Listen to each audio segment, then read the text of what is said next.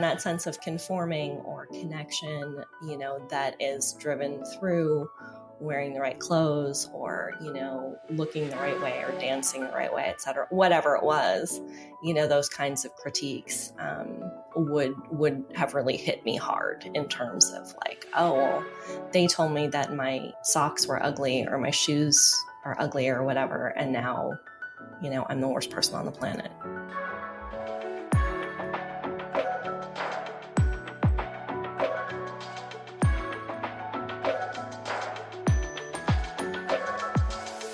Hello and welcome to Divergent Paths. I'm your host, Dr. Regina McMenemy. I am a doctor, but not that kind of doctor. And this is a podcast, not medical advice. Have you always felt a little different but didn't know why? Have you struggled with tasks that some people seem to handle with ease? Are you mystified by social norms and interactions? Divergent Paths is a podcast for late diagnosed neurodivergent people to discuss their journeys discovering the joys and frustrations of having a spicy brain.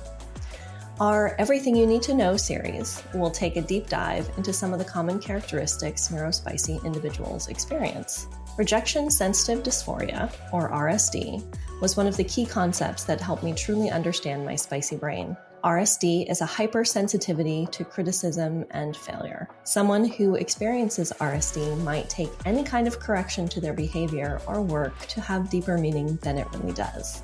In this episode, I'll teach Russ about RSD and share some examples of how it manifests in my life. So stay tuned, and thanks for listening to Divergent Paths. You just recorded the whole open thing and you got a new mic. Right. I gave you a bunch of feedback and then I listened to what you're talking about on this episode and now I feel sort of bad. Because you had to give me feedback on how to get my microphone to work right. Yeah, well, I mean, that's sort of like, rejecting what you were doing, right? Kind of. Sort of, kind of, yeah. Sort of, kind of, yeah. Like it was definitely, well, actually your suggestion was a failure, not mine.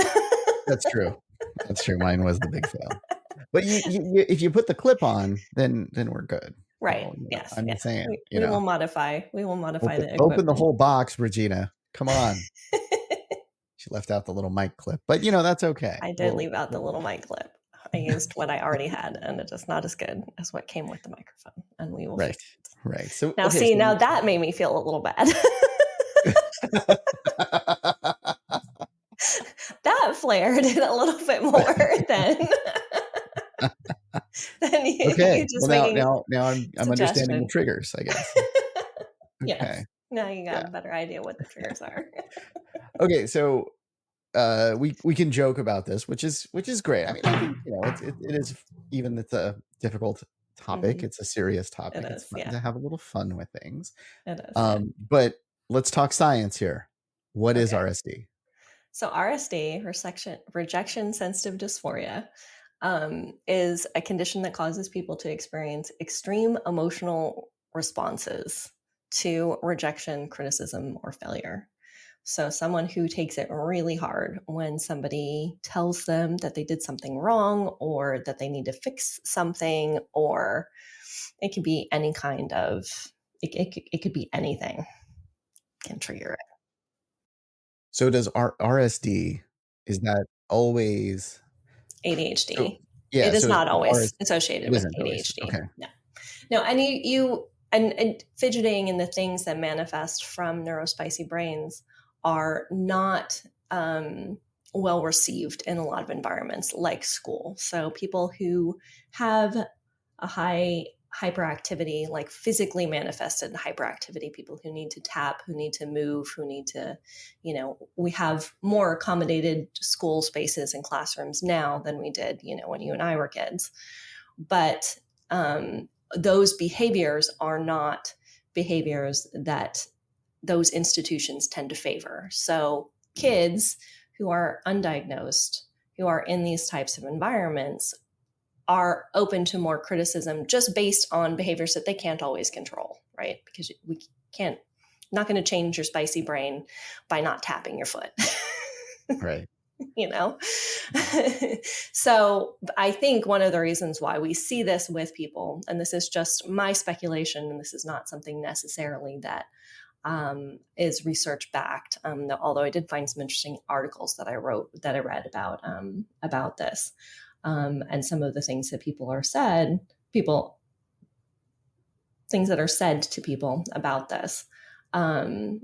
Definitely lean to that. If you're not fitting in and you're not conforming in a way that is acceptable, and that's one of the reasons why we're exposed to more criticism, because we are outside of what the normal and desired behaviors are, just inherently in who we are. Because I would not have considered myself impulsive, really, until I realized that my impulsivity is largely verbal. I will just blurt out what I am thinking, whether or not it is an appropriate response. Or an appropriate place, or an appropriate person to say that thing to. Right. In thinking about like what you just said, like it's sort of like you're not like, not fitting in, not being in the quote unquote norm, right? Right. Does and this might be just a larger question about ADHD, not just RSD, but self-esteem issues. Like, Absolutely. that coming into play more with the RSD, or is that like I've heard it with ADHD, but with the RSD, does that complicate the self-esteem issues? Absolutely. If your outlook is that everybody who's critiquing you is doing it because you have this, people who have spicy brains have high emotions, they have big emotions and big feelings. And so when you're critiqued and you get sad or angry, you have a big response to that. And often in situations where you're behaving in a way that you're not in the norm, like in school, if you're, I wasn't a hyperactive child in that I didn't run around the classroom, but I did not pay attention to what my teachers were teaching the majority of the time. Half the time, because I already learned it. Like if I had read something, I already knew. So I didn't really need to pay attention a lot of the time, because I already knew what they were talking about without being there for what they were teaching to maybe the other children. But when you're not paying attention and you get caught not paying attention, you're shamed, right? And so it creates this feeling of you are bad. And I definitely knew that I was outside the norm. I definitely knew I wasn't, I won't say I wasn't right, but I definitely knew I wasn't typical. And that left me feeling like I wasn't good enough, or I couldn't fit in, because I just couldn't fit in. And so that definitely hit my self-esteem. But there's other things too, because like being late or time management or that kind of stuff too. Right. And then I would think, I guess what I'm trying to figure out is the difference between sensitivity to criticism and RSD. Is it the same thing, or is it different? It's definitely different. This is why it's dysphoria, right? Dysphoria is when you see something and it isn't the way you see it. So when we talk about body dysmorphia as a thing that people who have eating disorders or disordered eating experience, they look at themselves in the mirror and they see a version of themselves that is not reality, right? They see a distorted version of themselves when they look in the mirror. So with rejection sensitive dysphoria, the emotion experienced is bigger than the cause of it, right? So let's say Russ's wife says something to you like, "We need to talk." Like, what are the first things that go through your mind? No other context, no other anything. Maybe things have been like not great between you two lately, and she says, "We need to talk." What are your first thoughts? I don't really have there's not really like a fear coming out of that, or is that what Is that what, so Yeah. if somebody said that to you, is that what you Mm-hmm. would experience? If someone I was in a romantic relationship with said that to me, I would think that something was wrong and potentially start to think about all of the potentially bad outcomes that could be coming from whatever kind of conversation we need to have. So like my brain would immediately jump to, oh, this is a breakup conversation. Or if someone says that to me at work, like, okay, you need to come into my office, because I need to talk with you. Or if someone scheduled a meeting with me that I wasn't anticipating, a boss or something, I would immediately go on alert and like, okay, what's going on? Like, is something wrong? That kind of thing. Okay. So I almost always head toward that thinking, and it can be pretty much anything, anybody. Right. Those Right. are some of the worst words ever. We need to talk. Okay. So now I know when I need to get you. Right. If you want to set me on edge, this is how you do it. Okay. Okay. Well, okay. So I guess, where, in leading there into, I feel like I always ask about work. So, I'll skip that for now. We'll do that one after. Let's first ask about in the romantic relationships. Is that where maybe sometimes this might like be, even more extreme? Mm-hmm. Definitely. And along with like, the low self-esteem ideas that questioning my value and my worth in relationships is definitely something like, oh, you know they're getting ready to leave me, or I'm not doing as much as I should be, or all of the different possibilities I could come up with. There's definitely sensitivity to that. I would say in it pops up as well in like friendships too, like where especially if it's somebody that I wanted to have like a close relationship with, if something, I felt like I was falling short somehow, or if they said something about when I was younger, not so much now, because I don't care what people think of how I dress anymore. Right. Right.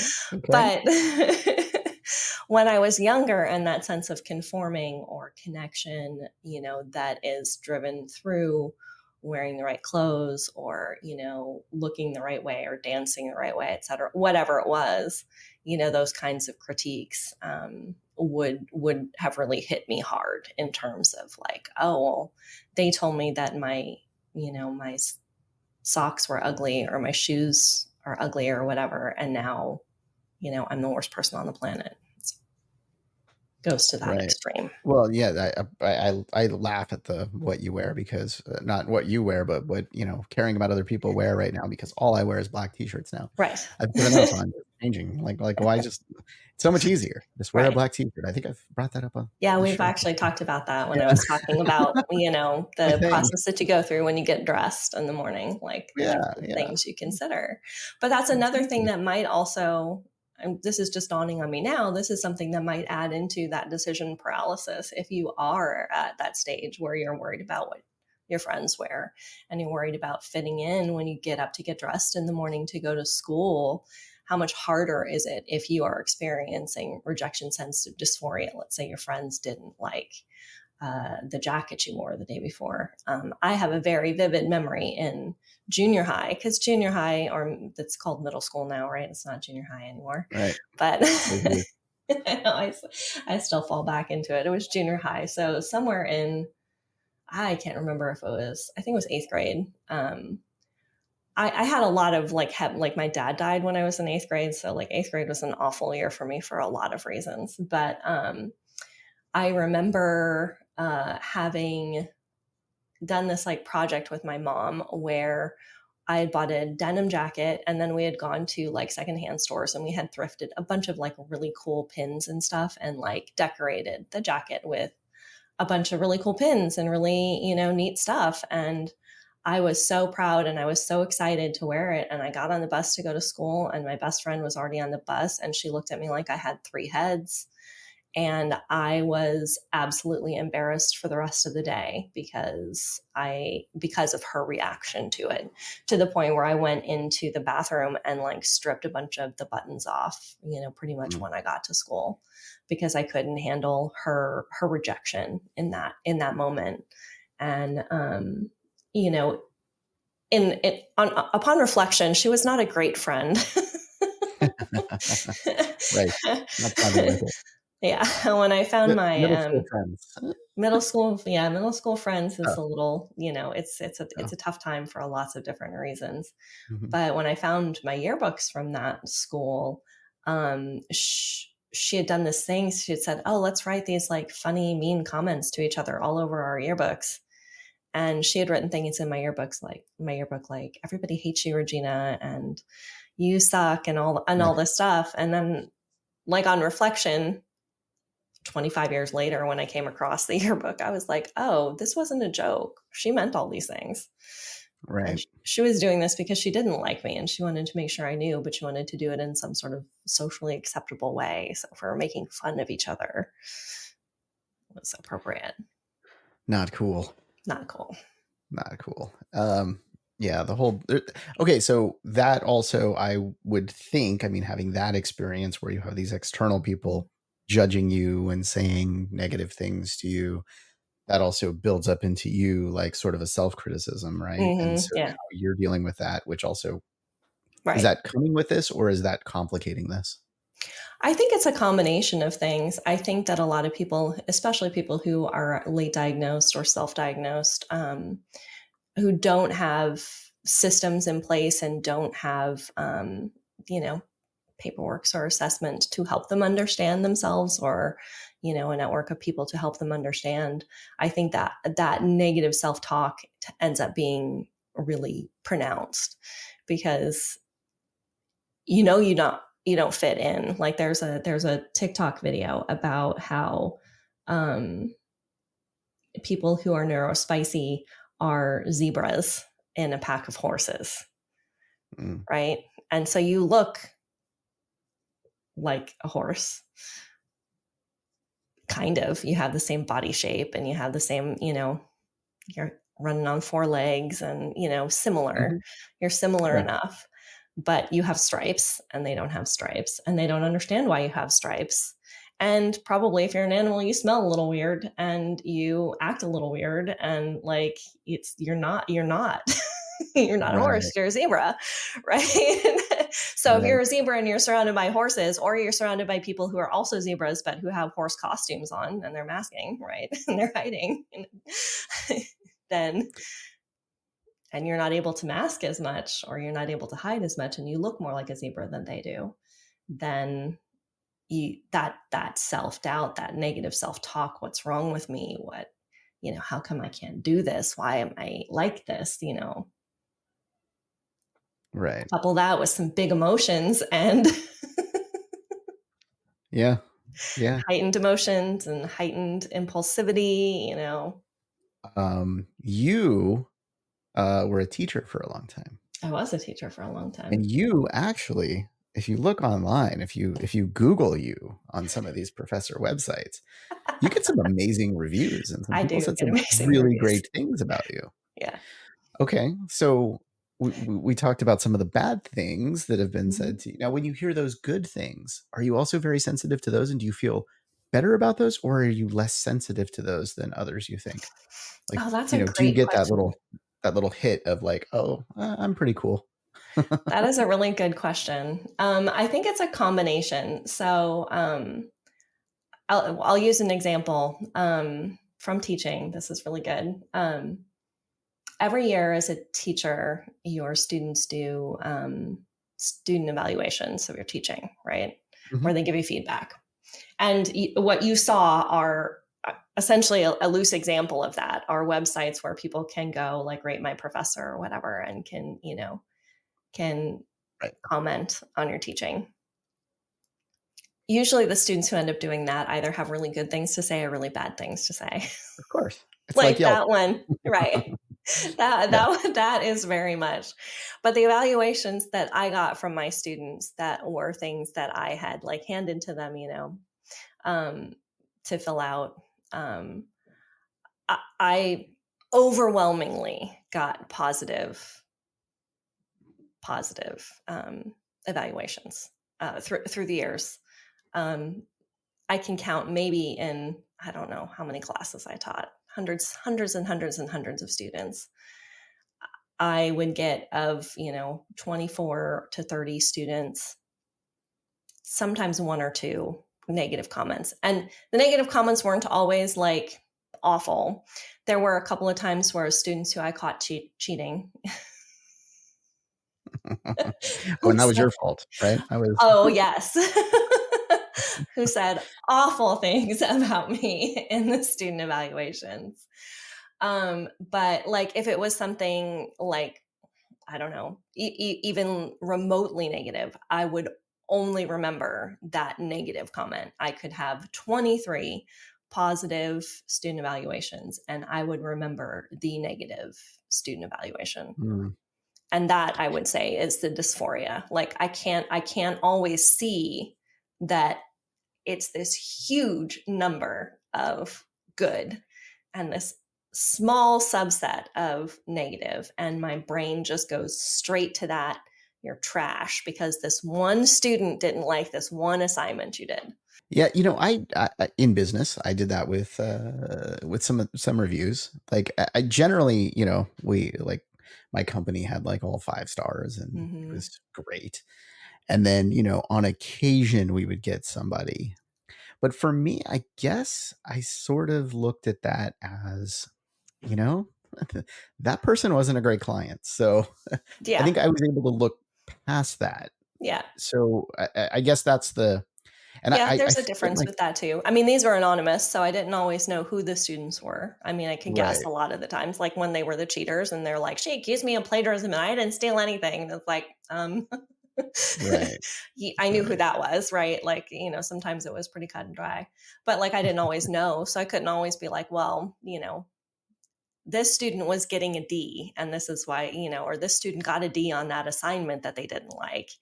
And it wasn't that it was a bad assignment. Like 23 other students did great on that assignment and this one student didn't. That's not a failure on my part if the majority of the students have succeeded.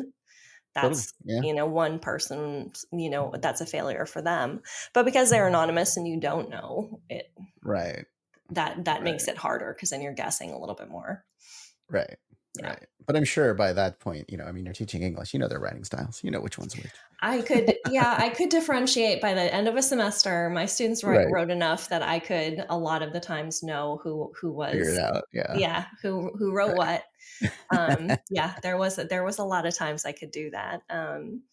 But yeah, I mean, in a workplace, when I moved into like admin work and I was doing admin work, my boss knew, like I never kind of explained to her the sensitivity, but she knew that I was working really hard and I was doing a lot of work that was outside my scope and I had to learn a lot in my job.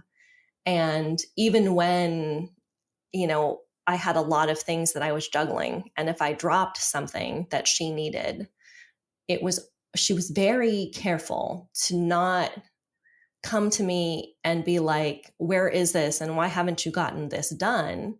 She would always come and ask something like, what's the status of this? And hey, have you had time to look at this? And that approach where it wasn't, why isn't this on my desk? To, hey, where are you with this? Do you need more information? What's the status? And I'd be like, oh, it dropped off because I was dealing with these other fires. I can pick it up and make sure I get to it in the next couple of days. And she'd be like, great, that'd be fantastic. Thank you.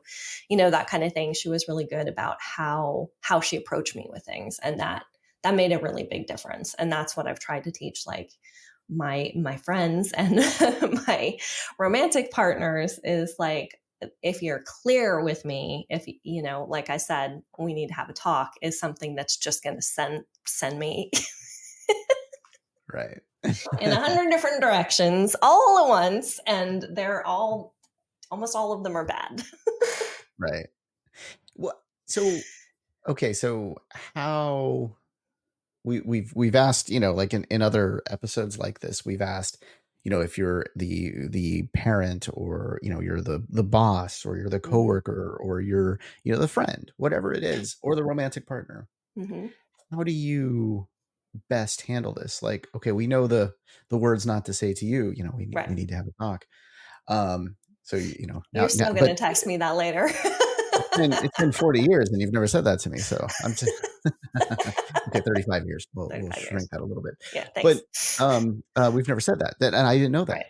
So how do you, like, when you're, I guess, if you have this and you recognize that you have this and this is a thing for you, what conversations do you need to have with people? Like, what are the conversations that you've had with people so that they're making you feel more comfortable, aware. and they're Yeah. still, we're not putting up walls against them, or Right. things, rules set up for them, but they're understanding what you need in the relationship. I mean, like you said, the first step is starting to recognize, which is, one of the reasons why I wanted to do this topic at this point in the podcast, was because Rachel, our photographer that I interviewed, brought up RSD and brought up the sensitivity.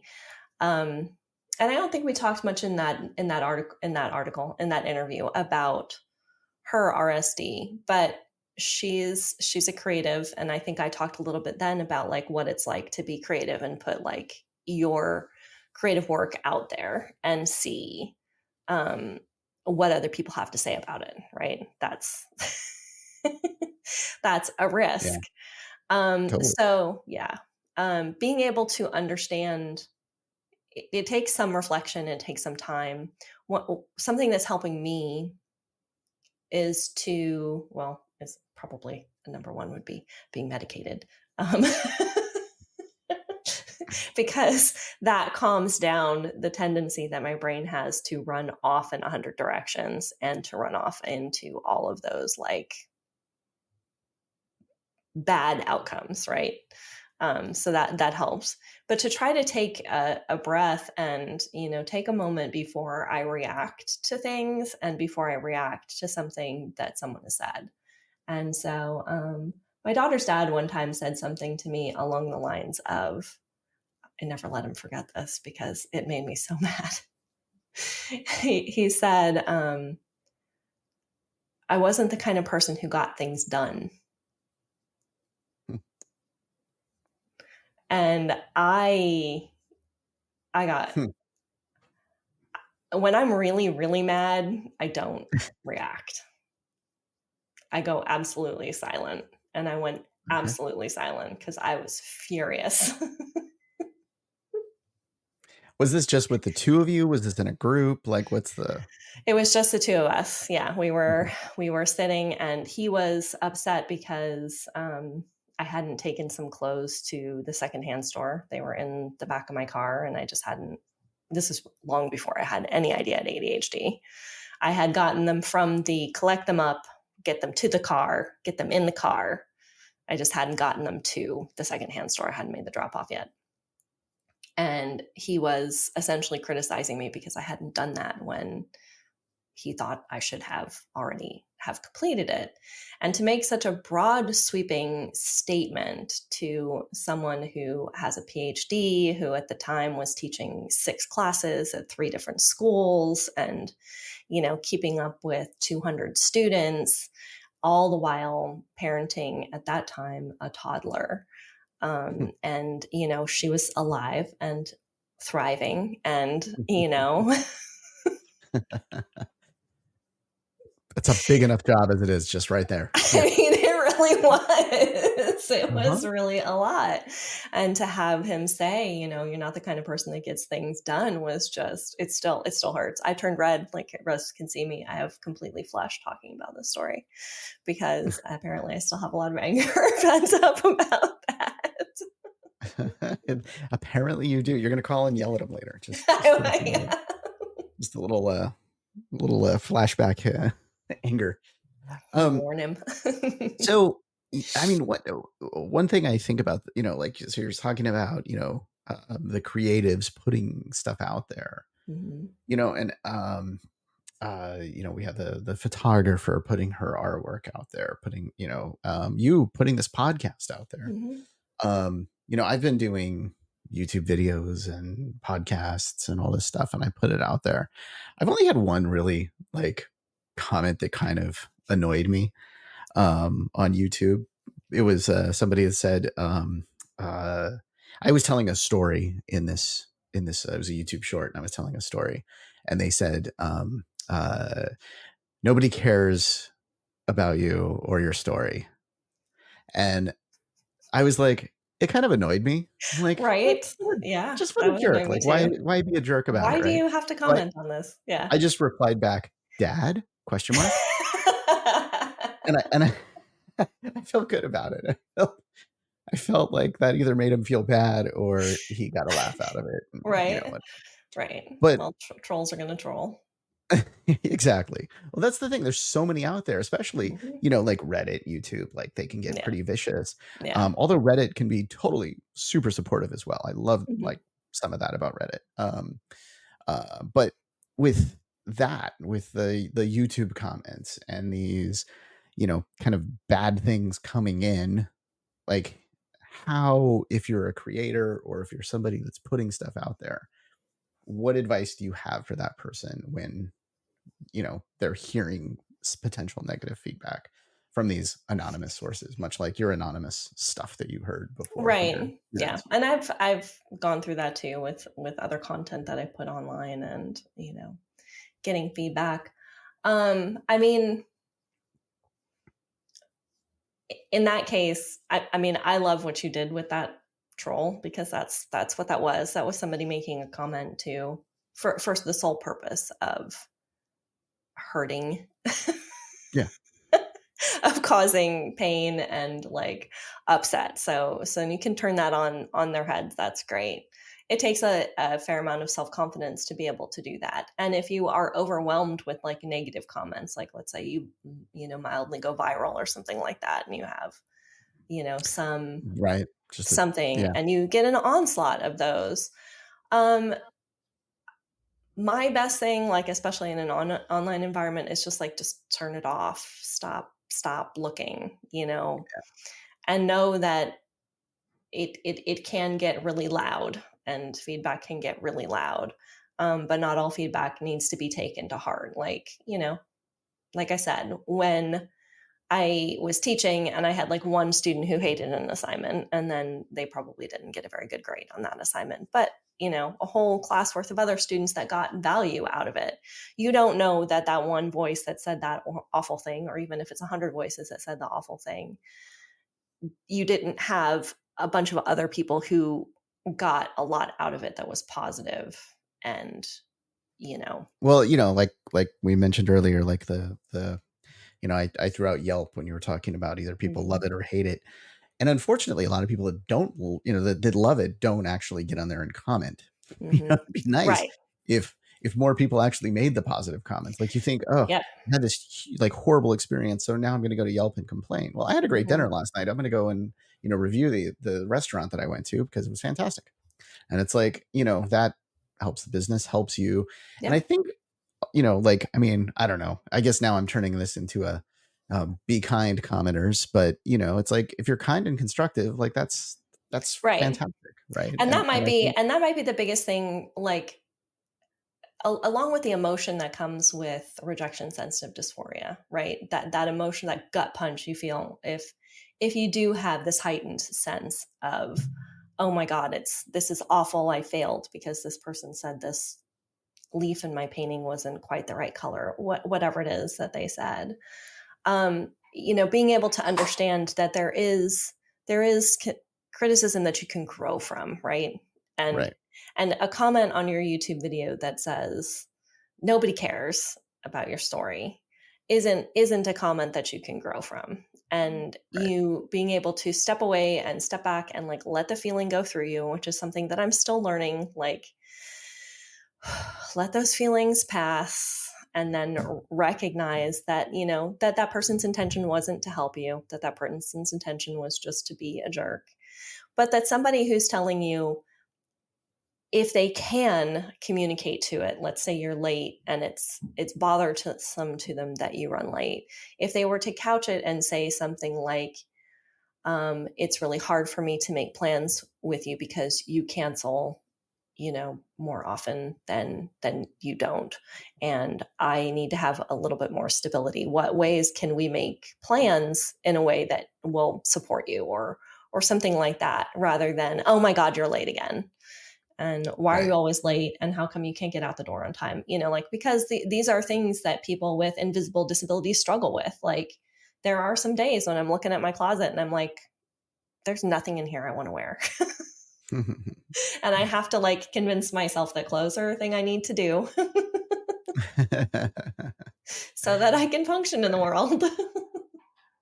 So, okay, so you casually threw in there, medication for Yes. help with this. You slipped that one in there. We also have talked about some ways of handling this as you're going through, and ways to think it through, and staying away from comments. I like that. And then the whole flip side of that being constructive in those dang comments. But the let's talk about other ways like therapy, treatment, things that have maybe are out there that could help somebody that is recognizing these symptoms in themselves. That's a great point. I mean, I think, finding, if you have the capacity and the ability to do counseling, finding someone who is a counselor who understands neurodivergence and can help you with these things. If you are experiencing RSD, do some reading. I can put some links up to some articles so you can see things that other people said, things, experiences that similar experiences people have to this, so that you're not alone. I mean, that's like, if I were to say what the overarching theme of Divergent Paths is, it's like, I want people to know you might feel like you're on a divergent path, but you're not the only person there. Like, we're all there in this. So finding someone that you can talk to, learning strategies that help you deal with the big emotions, that help you deal with that heightened emotions, that deal with the impulsivity and some of the other things you have, that you just have to deal with neurodiversity. I am finding that being physically active is really important to me, and this is not something that I really understood at any other time in my life. But I have to get in at least a walk a day. I need to get out and be active, and preferably exercising outside is really, really helps, and really helps me not react as much to all of these things, to all of it. Like, had I been in better health and, been in a better emotional space when Chris said, you're not a person who gets things done, maybe I wouldn't have had such Right. heated response to it. Although I can't imagine not responding to that way. But like I said, maybe I need to work on that in another counseling session. We actually we hit pause on the recording for 20 minutes so she could go yell at him again, right, and start to back up. That's why, if you heard the little edit there, you heard the edit there. That's where that came from. I feel like, one other thing. I mean, I was sort of getting towards the treatment and the close, let's say, but I feel like, as the marketing guy, that's what I do by day, right? Like, yeah. I feel like, not saying I do this because I'm B2B too. So, but there's a lot of, marketers, companies out there that are basically using tactics to prey on insecurities like this, right? Yeah. Subtly suggesting that you're not good enough, or that you're not, cool enough because you're not doing this, right, or you don't fit in because of this. Yeah. I feel like, there's also the like the algorithms of social media that are just, pulling that into you so that you're not having to go look outward for it. It's just coming into your feed as well. So, right. There's so many different, I mean, that's one of the hardest things about like this modern existence, is there's so many different systems and, things that are trying to pull us in one direction or another, in large part to get us to spend money. So right. Totally. The more that you can recognize that, I don't know that money would fix, rejection sensitive dysphoria. If you got those cool shoes If I had worn a different jacket that day on the bus, would I have felt differently? Would it, I don't think it really would have mattered. I think in that example, like the example of my friend making, cringing essentially at what I was wearing, I don't think it would have mattered what I had on if it wasn't exactly the same thing that she had. And then it would have been, why do you look like me? Why are you right? Then it would have been, exactly. It would have been something. Yeah. Bully's got a bully.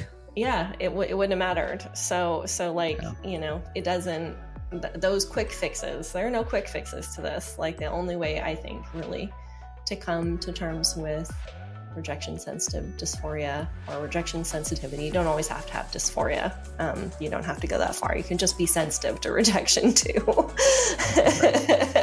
But the only way to really address this is to be able to get into your emotions and see where some of that stuff comes from. Like, where, dealing with the anger, dealing with the shame, dealing with all the other feelings that would come along with it.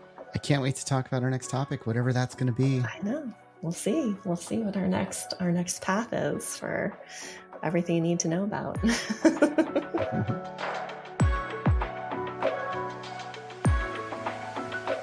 Thank you so much for listening. Is RSD something you experience? Does it help knowing that it's a common experience of people with ADHD? Let us know on Instagram at Divergent Paths Consulting, no spaces. Make sure to subscribe to this podcast wherever you listen, like and leave a review, and share with your spicy brain friends. And until next time, stay spicy.